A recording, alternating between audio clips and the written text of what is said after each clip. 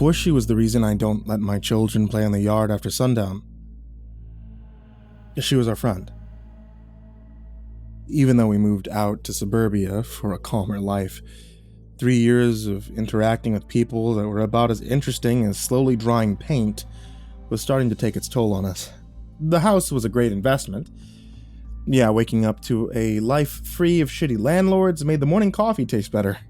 Sure, the school district we moved to would be great for us slowly toothing children. But my wife and me, we lived an existence about as exciting as our neighbors. Which is to say, none at all. When Elizabeth moved into the house opposite ours, our life blossomed. In the morning, we noticed moving trucks parked in front of the house across the street. By sundown, she was standing at our doorstep with a bottle of wine. She had the dress sense of a college freshman on laundry day, yet along with her youth camp hoodie and pineapple-patterned sweatpants, Elizabeth rocked an expansive assortment of jewelry. Small runes, studded in emerald, hung from her earlobes, and an intricately carved silver medallion hung off her neck. An excited fire for conversation burned in her eyes. She was the type of eccentric that we didn't want to raise kids around back in the city. She was the type of eccentric that we so sorely missed in suburbia. Linda put the kids to bed. I pulled some chairs out on the porch, and we opened up Elizabeth's bottle of red. Soon enough, I was fetching another bottle of wine out of the house and looking for something that could double as an ashtray for our chatty house guest. The more we drank, the less me and my wife felt like Mom and Dad. As we swapped eerie stories with our new neighbor, bits and pieces of our time started to reemerge. We were still Greg and Linda, functioning adults. But we were also the same Greg and Linda who ate way too many mushrooms at a Russian psych trance festival less than a decade ago. After we finished the second bottle of wine, I grabbed a couple of beers out of the garage and fished out some weed I had stashed away for a rainy day. In an effort to be eco-friendly, the street lamps on our neighborhood never stayed on past midnight. We drank until the only thing cutting through the darkness was the porch light and the night sky. Halfway through the joint, Linda started falling asleep. She excused herself and went to bed. I would have followed my wife, but it felt like a shame to waste half a joint.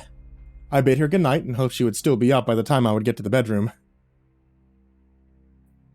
Ever notice anything weird ever happen with my house? Elizabeth broke the stone silence we were indulging in. Like flashing lights, strange sounds in the middle of the night. Spooky stuff. The neighborhood was a dark silhouette of repeating architecture, a sky chaotically littered with stars shining above us. I was way too stoned to understand her question. She passed me the joint. I shook my head. "Can I let you in on a little secret, Greg?" she asked. "I'll have to run that by my wife," I replied. "Oh, you can tell her, it's cool," Elizabeth replied quickly. "Just, I don't know. If you do end up talking to the neighbors, maybe don't mention it. You guys get it. You spent time around artists. Don't know if the rest of the neighborhood would be so understanding." Thoughts of my cool wife laying in bed upstairs were tugging at my brain, but Elizabeth's hushed tone stirred my interest. "All right, as long as it's not a murder or something, then your secret's safe with me and Linda." She passed me the joint again. I shook my head again. "I mean, the secret is concerning murders. Multiple murders, actually." She let her words ring out for dramatic effect, even to send a shiver of discomfort down my spine. "I didn't kill anyone, but 4 homicides happened in my house," she added with another puff of smoke. The shadowy outline of her home looked no different than any of the other houses on the street. "Really?" I asked. "Yep. 1954, 1982, 1984, 1988. Murder-suicides. Each one of them." "Sounds like the 80s were rough," I found myself saying. Elizabeth smiled. "When I bought this house, I did a bit of research. Murder houses go for cheaper. Plus, I figured a murder house could have an interesting vibe for my art. I considered the new information. It was nice to be speaking to someone who wasn't aggressively boring, but the conversation was getting into the spirit of a 4 a.m. bar chat that makes hangovers more punishing. I yawned and started to get off my chair. If I didn't join my wife soon, Elizabeth would ramble my ear off about something that was way too eccentric for my tastes. "Do you believe in places having souls, Greg?" she asked, before I could make my escape. Linda was always good at leaving parties before the pretentious psychobabble reared its head. "Nope," I said, trying to get off a vibe Elizabeth wasn't catching. "I do. I think that whatever happens in a specific corner of the world stays with that specific corner of the world for a long time. Ever walk down an old lover's lane? Or like an old battlefield? There's energy in those places. You can feel it in the air. You walk where others have once walked and feel past lives lived, lost, experienced. The history, the tales of human tragedy and love and pain and... Oh my god, I'm rambling. She handed me the joint. "Sorry, I haven't had a proper drink since I came back from Vietnam. Didn't mean to get all artsy on you." "It's fine. I'm used to it." "I can tell," she said, getting up. "Anywho, if you ever see something eerie going on with the house, please do give me a heads up. I think I could really work the spirit of the house into my art." "Yeah, I'll be sure to keep an eye out," I said, knowing that I wasn't going to. Over the next couple of months, Elizabeth became a regular visitor at our house. She had zero interest in holding our son and would squirm in discomfort whenever our daughter tried talking to her, but what Elizabeth lacked in child skills, she made up for in storytelling finesse. Every week or two, she would drop by our porch and we would drink and smoke and talk the night away. She told us about weird hiking trips she took during her gap year, the motorcycle trip through Afghanistan that her and her ex-boyfriend took together, and a variety of other drug-hazed tales of exotic lands. Linda and me also found ourselves reminiscing about a more carefree time of our relationship. Those nights always brought a spark of excitement into our routine lives. But every drunken night had a topic of discussion that made my eyes roll back in my head. Every time that Elizabeth came over, she wanted to talk about the murder house. Elizabeth was in love with the name. She was in love with the idea of being surrounded by ghosts of murderers and victims. She was in love with talking about it. I hated that part of the night. Back then, I didn't believe in ghosts. I just presumed that anything she said about floors creaking when she was home alone, or the lights in the kitchen mysteriously turning on in the middle of the night, was a flight of her eccentric imagination. I thought she was making stuff up. Yet Elizabeth's rants about hearing voices crying through the walls and sensing the energy of the family that was chopped apart by a crazy man with an axe in 1984 were simply sour punctuations on a dwindling night. As soon as she would start talking about spirits, Linda and me would yawn and start talking about breakfast. As unhinged as her rants would get, Elizabeth was very self-aware. She was just fascinated by the whole ghostly aura of her home. Once she would catch herself ranting, she would stop, remind us to keep an eye out on the house, and bid us a good night. I never really paid attention to her rants. I just took Elizabeth's obsession as a personal quirk that I could handle in weekly bursts. I never considered there might actually be something up with the house.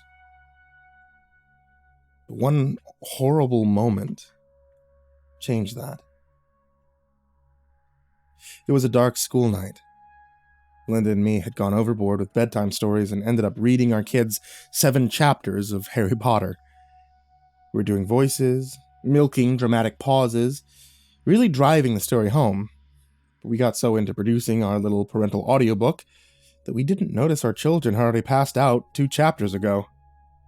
Linda fell asleep quickly that night. I wanted to get some rest too, even attempted counting sheep, but there was something scratching at the back of my chest. It took me a while to admit it to myself, but eventually I accepted that my constant bumming of cigarettes from Elizabeth had developed a nicotine habit in my lungs. So I went outside for a cigarette. The street lamps were long dark. Only silhouettes of suburbia and the night sky remained. From the dim light of my porch, I blew puffs of guilty smoke into the abyss and enjoyed the stillness of the night. A creaking groan cut through the stillness. The sound of strained wood, wholly inhuman product, but as the noise crawled into the night, I could hear a soft voice beneath it. "I'm sorry. I don't want to do this," Elizabeth whispered out of the dark. "The house, the murder house, it's making me do this." Another wood strain, but this one was answered by a burst of light. Every window in the house lit up, bringing forth a haggard-looking Elizabeth. She was standing at the edge of her front lawn, wearing an oversized t-shirt and baseball shorts, her shaking hands pressed behind her back. "I'm sorry, Greg. It's the murder house. The murder house is making me do this." Her teeth were chattering. She was barefoot and terrified. I opened my mouth to say something, but my voice got caught in the back of my throat. The light coming from the house took on a fiery quality and burst out into the night with blinding force. "I'm sorry. The murder house is doing this," she said, taking a handgun out from the back of her shorts. The muzzle shook for a second, and she aimed the weapon in my direction, but then, as if fighting a force inside of her, she pulled the gun back, placed it in her mouth. There was another flash of light.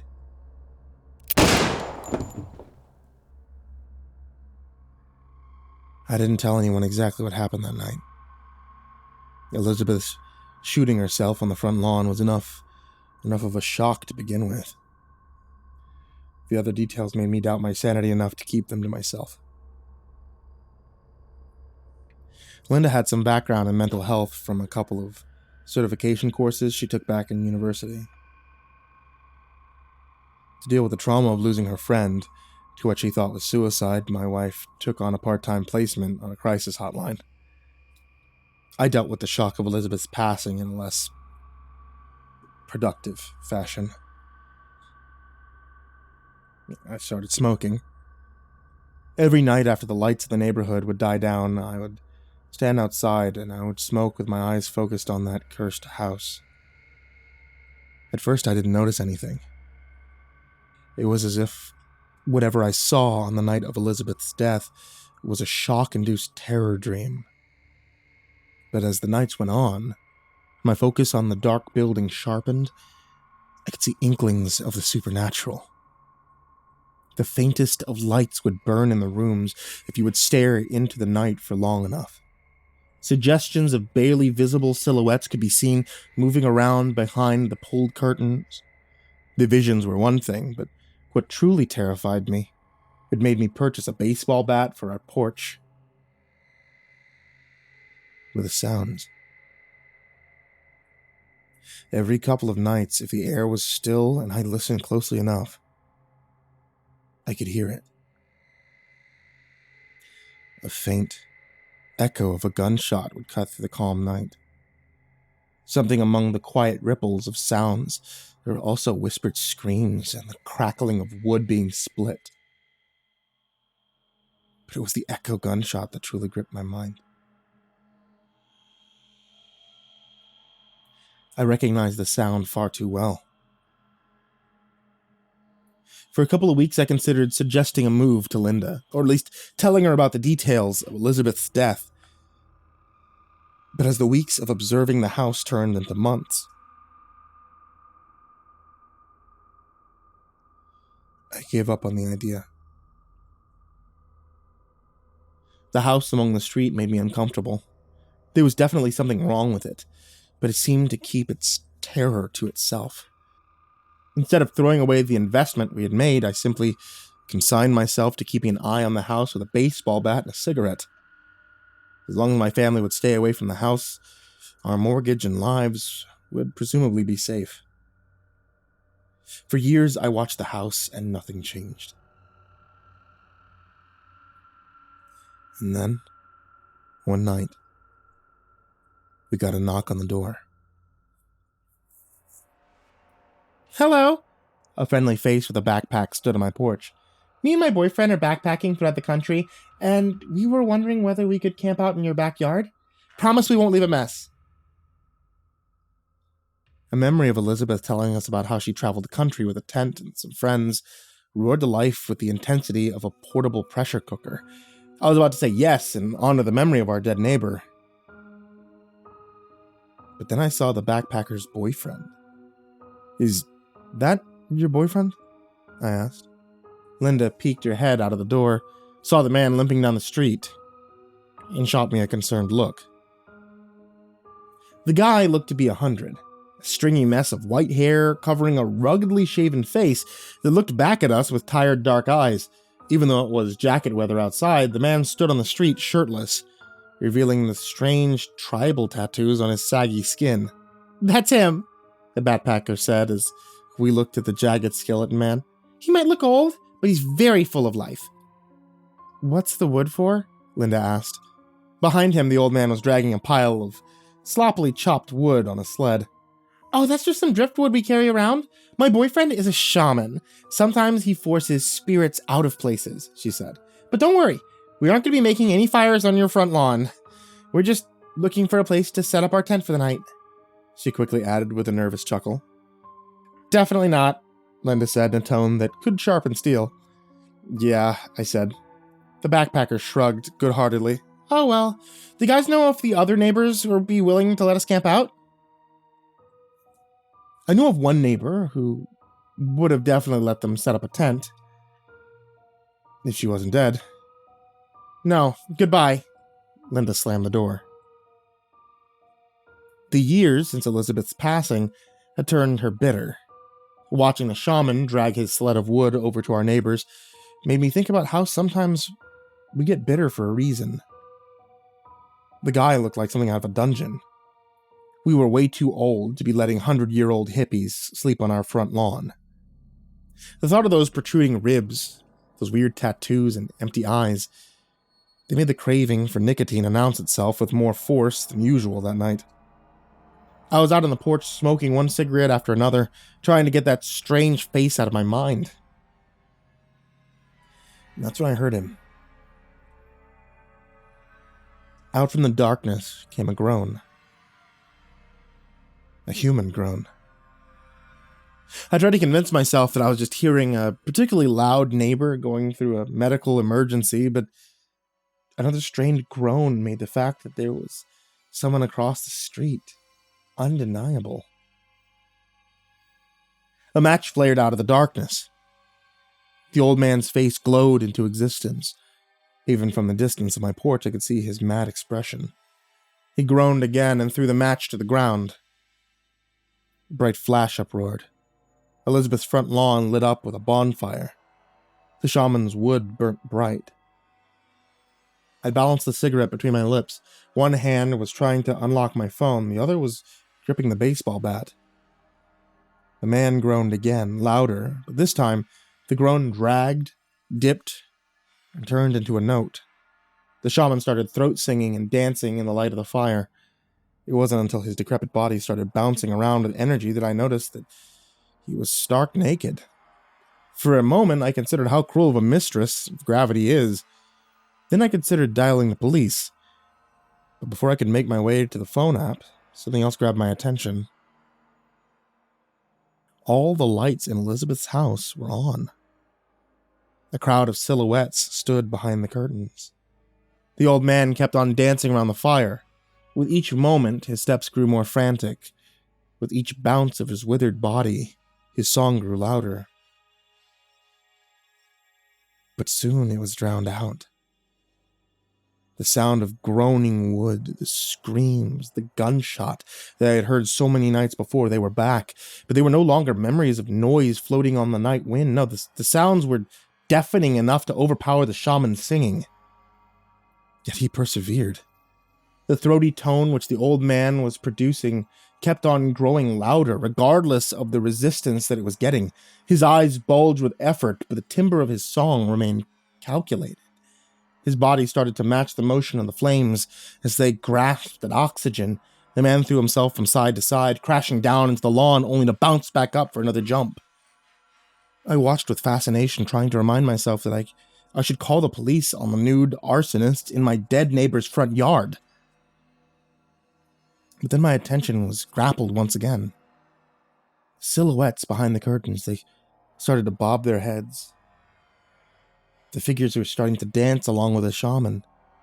As they danced, the sharp sounds of gunshots and suffering eased until there was none at all.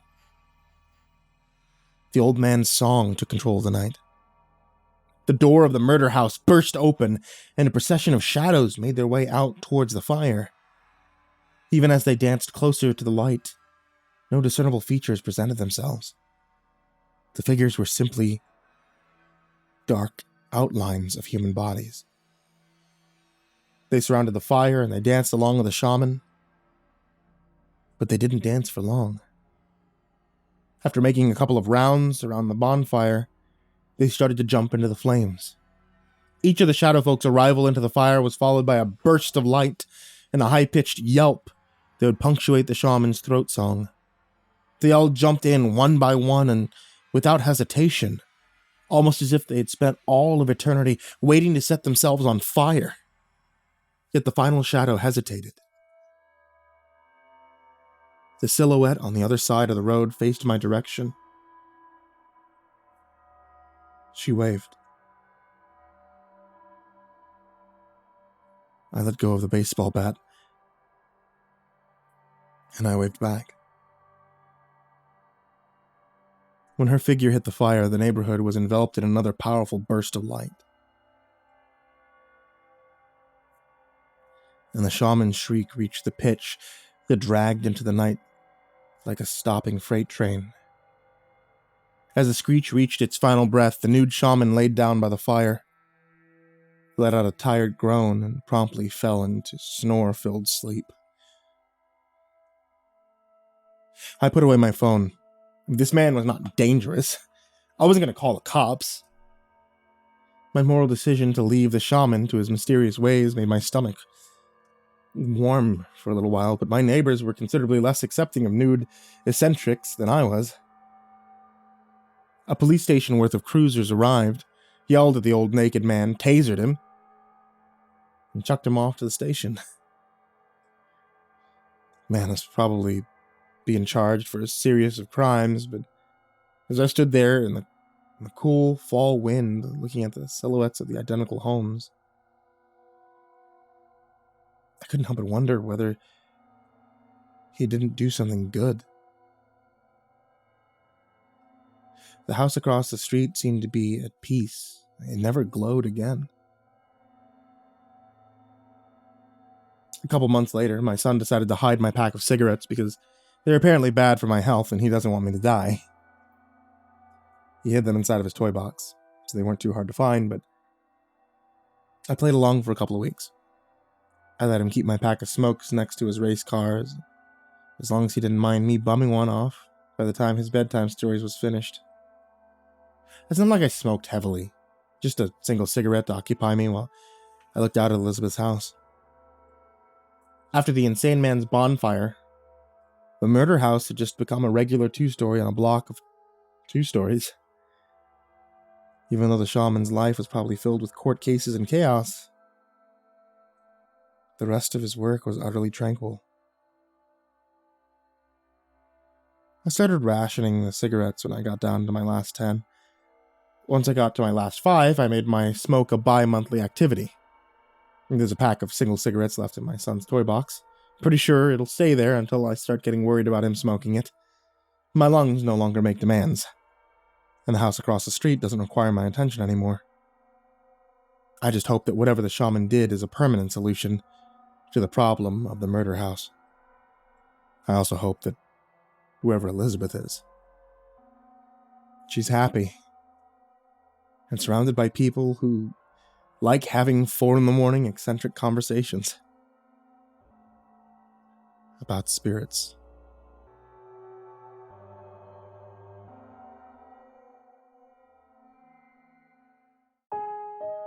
Hey there, kids, it's me, MrCreepyPasta, and thank you for watching tonight's video, or listening to tonight's podcast, and thank you for clicking the thumbs up, the subscribe, the follow, the bell, the whatever helpful thing there is on such a platform. I want to tell you about one quick thing before we say goodbye for the evening, and that's going to be about the MrCreepyPasta plush. The plush is only available for a limited time, so if you guys head over to makeship.com, then you guys are able to get this Mr. Creepypasta plush. It's super cool. It glows in the dark, which is really cool, and he's super soft and cuddly. So it's makeship.com/products/Mr. Creepypasta-plush. Or you know what's easier? Makeship.com. There you go. And as always, I want to give a very big thank you to everybody who is supporting me on Patreon. A huge thank you to patrons such as Jordan Alexander Sanchez, Brian Arce, Bobby Karman, Stephanie Butler, Tristain Pelton, Chance Burnett, Diana Kraus, William King, Heather McDonald, Reaper61167, Alex the Sandwich, Darth Miver, Michael Ortiz, Satanic Aries, Ness69420, aisodoehtraed with 2 exclamation points, Nessie, Ronnie Hansen, Bardohawk764, Melancholy Corpse, Ferb, Harley, Billy Morrow, Madam Skullbunny, Sashi Sazaku, Grizzly Olsen.pro, Kayden the Spooky Boy, Zane Nightshade, My Body Sounds Like Rice Krispies, Ashwood, Lord of the Weebs, Jay, Miss Exandra, Mr. Unsettling Spaghetti, Suji Campbell, Stricken, Azarine Fox, Fried Chicken 12, Freddy Krueger, Ty Nanny, Michael Scarborough, Infernal One, Lisa Cottrell, Caspian, Jordan Nels, Hades Nephew, Tater Chip, Acid System, Prozac and Pancake Appreciation Society, Cryptic Nightmares, Kiri the Sloth, Tommy Green, Fester's Lampshade, Sky Harbor, Nina Smith, Nico Cayo, Rafael Rodriguez, The Ginger Bros, Aaron Stormcrow, Daniel Polson, Trey Smiles, and Corey Kenshin. Thank you guys so much, so much for being a part of the Patreon and helping me keep the lights on and helping me get exclusive stories and everything we do on the channel here. It really means so much to me. I hope you all have a very happy Halloween and sweet dreams.